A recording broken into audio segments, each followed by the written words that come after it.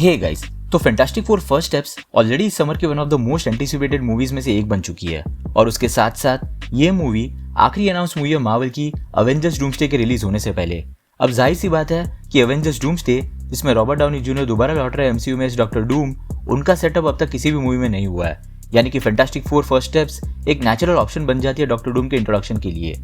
अब recently release हुए fantastic four first steps के ट्रेलर से इतना तो कंफर्म हो जाता है कि मूवी में डॉक्टर डूम का कोई मेजर रोल नहीं होने वाला, स्पेशली सिल्वर सर्फर और गैलेक्टस जैसे विलन्स के होने की वजह से। यानी कि डॉक्टर डूम के अपीयर होने के chances most probably fantastic four first steps के पोस्ट क्रेडिट सीन में ही है। अब डॉक्टर डूम का पोस्ट क्रेडिट सीन में अपीयर होना एक तरह से ऑलरेडी एक्सपेक्टेड था, लेकिन अब जो नई इन्फॉर्मेशन सामने आई है मूवी के पोस्ट क्रेडिट सीन को लेके, उस इन्फॉर्मेशन के हिसाब से इस मूवी के पोस्ट क्रेडिट सीन में क्रिस एवंस दोबारा लौट रहा है, कैप्टन अमेरिका या कैप्टन हाइड्रा बनकर नहीं, लेकिन एज जॉनी स्टॉर्म। और ना सिर्फ क्रिस एवंस बल्कि उनके साथ साथ ओवेन ग्रफर्ड और जेसिका अल्बा भी लौट रहे हैं, जिन्होंने 2005 और 2007 की फैंटास्टिक फोर मूवीज में रीड रिचर्ड्स और सू स्टॉर्म का रोल प्ले किया था। इसके अलावा कोई ज्यादा डिटेल्स रिवील नहीं हुए उनके अपीयरेंसेस को लेके, लेकिन हम स्पेकुलेट जरूर कर सकते हैं उनके रोल के बारे में। अब क्योंकि ये सारे मेंबर्स एक साथ दिखने वाले पोस्ट क्रेडिट सीन में, तो काफी चांसेस है कि हम इस फैंटास्टिक फोर की टीम को अपने ही ओरिजिनल यूनिवर्स में देखेंगे। और क्योंकि हम जानते हैं कि अवेंजर्स डूम्सडे इंकर्जन्स के बारे में होने वाली है, स्पेशली जब दो बड़े यूनिवर्सेस आपस में भिड़ने वाले हैं, 616 और फॉक्स का एक्समेन यूनिवर्स, तो हो सकता है कि इस पर्टिकुलर पोस्ट क्रेडिट सीन में भी हम किसी तरह का इंकर्जन देखें इस 2005 वाले फैंटास्टिक फोर के यूनिवर्स में। ये इंकर्जन इवेंट दिखाने के पीछे एक खास रीजन है। कॉमिक्स में रीड रिचर्ड्स ने द ब्रिज नाम के एक मल्टीवर्सल डिवाइस को क्रिएट किया था दूसरे यूनिवर्सेस को ऑब्जर्व करने के लिए, सो दैट वो जान सके कि उन यूनिवर्सेस ने अपना पीस कैसे अचीव किया। इसके अलावा ये ब्रिज दूसरी रियलिटीज में ट्रैवल करने के लिए भी यूज हो सकता था। जब कॉमिक्स में इंकर्जन्स की वजह से मल्टीवर्स खत्म हो रहा था, तब रीड रिचर्ड्स ने इसी ब्रिज को यूज किया था दूसरी रियलिटीज के इंकर्जन्स को समझने के लिए। हो सकता है कि इस मूवी में भी रीड रिचर्ड्स एक ब्रिज क्रिएट करे दूसरे यूनिवर्सेस के बारे में जानने के लिए। हम फैंटास्टिक फोर फर्स्ट स्टेप्स के ट्रेलर में मल्टीपल टाइम्स रीड को किसी इंटरडिमेंशनल होल वाले इक्वेशन पर काम करते हुए देखते हैं। वो इक्वेशन मोस्ट प्रोबेबली एक इंटरस्टेलर ट्रैवल के लिए उसने क्रिएट की होगी, लेकिन उसका एक जो डायलॉग था ट्रेलर में, It's my fault. I stretched the bounds of space. And they heard. इस डायलॉग से ये इम्प्लाई होता है कि वो उसकी करंट रियलिटी के बियॉन्ड कुछ एक्सप्लोर करने की कोशिश कर रहा था और गैलेक्टस उस एक्सप्लोरेशन में एक्सीडेंटली इन्वॉल्व हो गया। अब अगर इस मूवी के एंड तक फैंटास्टिक फोर गैलेक्टस को हरा देता है, तो रीड डेफिनेटली अपनी रिसर्च कंटिन्यू रखेगा और हो सकता है कि वो अपने यूनिवर्स में इवेंचुअली एक ब्रिज बना ले दूसरी रियलिटीज को ऑब्जर्व करने के लिए। और जब वो दूसरी रियलिटीज को एक्सप्लोर कर रहा होगा, तब उसके ब्रिज के स्कोप में ओरिजिनल फैंटास्टिक फोर का यूनिवर्स आया होगा, जहाँ एक लाइव इंकर्जन चल रहा होगा।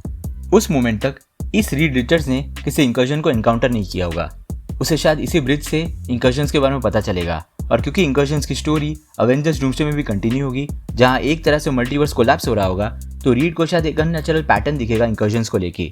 कॉमिक्स में बियॉन्डर्स नाम के कॉस्मिक बीइंग्स मल्टीवर्स के बाहर रहकर मल्टीवर्स को मेंटेन करते थे और उन्होंने मल्टीवर्स को खत्म करने के लिए एक एक्सपेरिमेंट किया था, जहां उन्होंने हर एक यूनिवर्स में एक मॉलिक्यूल मैन को डेजिग्नेट किया था जो एक मल्टीवर्सल बॉम्ब का काम करेगा। सभी मॉलिक्यूल मैन को एक साथ खत्म करने से सारा मल्टीवर्स एक ही झटके में खत्म हो जाएगा। यही बियॉन्डर्स का एक्चुअल प्लान था करंट मल्टीवर्स साइकिल को एंड करने के लिए, लेकिन एक पर्टिकुलर टाइम पर डॉक्टर डूम को जब ये बात पता चली, तो उसने बस कुछ मॉलिक्यूल मैन को पहले खत्म कर दिया, ये सोच के कि अगर कुछ यूनिवर्सेस में मॉलिक्यूल मैन नहीं होंगे जिनकी बियॉन्डर्स को असल में जरूरत थी पूरे मल्टीवर्स को एक ही झटके में खत्म करने के लिए, तो अब शायद आगे और इंकर्जन्स नहीं होंगे और मल्टीवर्स बच जाएगा। हालांकि असल में इसका उल्टा हुआ। डूम ने जिन मॉलिक्यूल मैन को वक्त से पहले ही मार दिया, उसकी वजह से इंकर्जन्स वक्त से पहले ही ट्रिगर होना शुरू हो गए और इन अ वे अब डूम रिस्पॉन्सिबल था इंकर्जन्स और मल्टीवर्स के एंड के लिए। प्रोबेबली यही प्लॉट आने वाली अवेंजर्स डूम्सडे में भी होगा, जहां रॉबर्ट डाउनी जूनियर के डॉक्टर डूम को इंकर्जन्स और मल्टीवर्स के एंड के बारे में पता चल चुका होगा। और जैसे कॉमिक्स में मॉलिक्यूल मैन एक वजह थे किसी यूनिवर्स के खत्म होने के लिए, वैसे एमसीयू में एंकर बीइंग्स का मरना एक रीजन है एक पर्टिकुलर यूनिवर्स के खत्म होने के पीछे। हमने डेडपूल एंड वुल्वरीन में ये कंसेप्ट का इम्प्लीमेंटेशन भी देखा, जहां लोगन के मरने की वजह से डेडपूल का यूनिवर्स खत्म हो रहा था। सिमिलरली डूम खुद अब मल्टीपल यूनिवर्सेस में एंकर बीइंग्स की तलाश कर रहा होगा और उनमें से कुछ एंकर बीइंग्स को मार भी रहा होगा, सो दैट कुछ यूनिवर्सेस के खत्म होने के रिटर्न में वो लार्जर मल्टीवर्स को खत्म होने से बचा सके। लेकिन जैसे कॉमिक्स में हुआ, वैसे एमसीयू में भी अननेचुरल इंकर्जन्स और एक के बाद एक यूनिवर्सेस के खत्म होने के पीछे की वजह वो खुद बन जाएगा। और इन्हीं अननेचुरल इंकर्जन्स में से एक इंकर्जन को हम ओरिजिनल फैंटास्टिक फोर के यूनिवर्स में देखेंगे, जो कि असल में रीड रिचर्ड्स भी देखेगा अपने बनाए हुए ब्रिज के थ्रू, और वो इंकर्जन्स पे अपनी रिसर्च शुरू कर देगा। और यही रिसर्च इंपॉर्टेंट साबित होगा अवेंजर्स डूम्सडे के मूवी के एंड में, जब मल्टीवर्स खत्म हो रहा होगा। जब कॉमिक्स में मल्टीवर्स ऑलमोस्ट खत्म होने आया था और आखिरी इंकर्जन चल रहा था अर्थ 616 और अर्थ 1610 के बीच, तब रीड रिचर्ड्स के फ्यूचर फाउंडेशन ने एक लाइफ राफ्ट को क्रिएट किया था, जिससे कि इस राफ्ट में रहने वाले लोग मल्टीवर्स का आखिरी इंकर्जन सर्वाइव कर सके। फ्यूचर फाउंडेशन को already fantastic four first steps के ट्रेलर में टीज किया जा चुका है।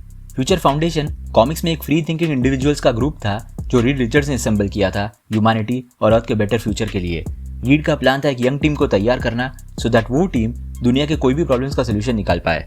इस टीम का हिस्सा स्पाइडरमैन भी रहा है एक वक्त पर, और डॉक्टर डूम भी एक वक्त पर फ्यूचर फाउंडेशन में रिक्रूट हुआ था। अब फ्यूचर फाउंडेशन का इम्पैक्ट काफी बड़ा रहा है कॉमिक्स में, लेकिन अब जब फ्यूचर फाउंडेशन एमसीयू में भी डेब्यू कर रहा है तो इसका मतलब है कि एवेंजर्स डूम्सडे के एंड तक रीड यहाँ भी कॉमिक्स की तरह एक लाइफ राफ्ट बना लेगा जिसमें मल्टीवर्स के आखिरी सर्वाइवर्स होंगे, और यही सर्वाइवर्स की रोल प्ले करेंगे एवेंजर्स सीक्रेट वॉर्स में।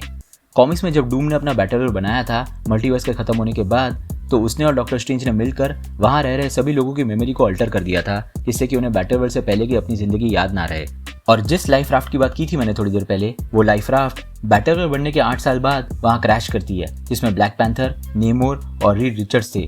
क्योंकि डॉक्टर स्ट्रेंज और डूम के मेमोरी अल्टरेशन का कोई असर इस ग्रुप पर नहीं पड़ा था, तो यही ग्रुप आगे चल के डूम के खिलाफ जंग शुरू करता है, और इवेंचुअली डूम और रीड के बीच आखिरी फाइट में रीड को बियॉन्डर्स के पावर्स मिल जाते हैं, जिससे बैटल वर्ल्ड खत्म हो जाता है और रीड फिर से नया मल्टीवर्स बनाना शुरू करता है अपने बेटे फ्रैंकलिन रिचर्ड्स के साथ। इस कॉमिक्स के सीक्रेट वॉर्स की स्टोरी से हम समझ सकते हैं कि रीड रिचर्ड्स और उसके इन्वेंशंस का कितना ज्यादा सिग्निफिकेंट रोल होने वाला है अवेंजर्स डूम्सडे में और अल्टीमेटली अवेंजर्स सीक्रेट वॉर्स में भी।